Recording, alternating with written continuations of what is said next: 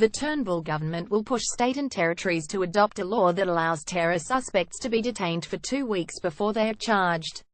The announcement comes ahead of a National Security COAG meeting on Thursday. As it stands, only police in New South Wales have the power to detain a person for questioning for up to 14 days, with most states allowing only a maximum of 7.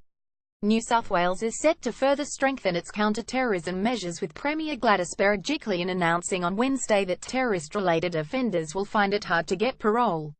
Ms. Berejiklian made no apology about the tougher bail laws, as she made the announcement alongside Attorney General Mark Speakman, Police Commissioner Mick Fuller and Corrective Services Minister Peter Severin on Wednesday. "We know these are tough laws, but unfortunately these circumstances are here because of what we see around the world and around Australia.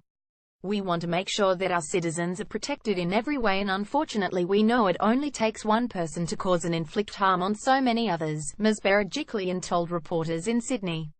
Related reading: the government also wants to establish a national facial recognition system by asking the states to provide driver's licenses.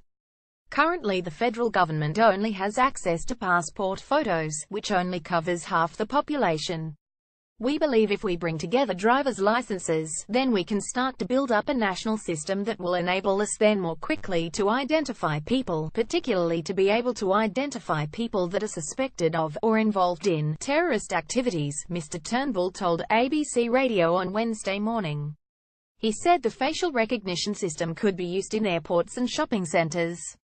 The Prime Minister also flagged new criminal offences for possessing terrorism instruction manuals, including bomb recipes and other how-to guides. "If you go up and ask somebody in the street, do you think it should be lawful to carry around instructions to build bombs and chemical disposal devices and techniques for blowing up airplanes? I don't think anyone would agree that there is," Mr. Turnbull said. There will also be new, clearer laws against terrorism hoaxes like fake bomb threats, Mr. Turnbull said. Federal Shadow Defense Minister Richard Marles expressed bipartisan support. In an interview with Sky News on Wednesday, Mr. Marles said, "Our laws need to be continually updated to meet the challenges that are posed by terrorism and by the events that we have seen in the United States." He was referring to former accountant Stephen Paddock, 64, who killed 59 people and injured 527 as he rained down rapid fire on thousands of concert-goers at the country music Route 91 Harvest Festival in Las Vegas from the 32nd floor of the Mandalay Bay Resort and Casino on Sunday. Mr. Marles said while the opposition was yet to look closely at the proposed laws, "We've worked hard with the government to be on the same page on a whole raft of laws that have made Australia a safer place."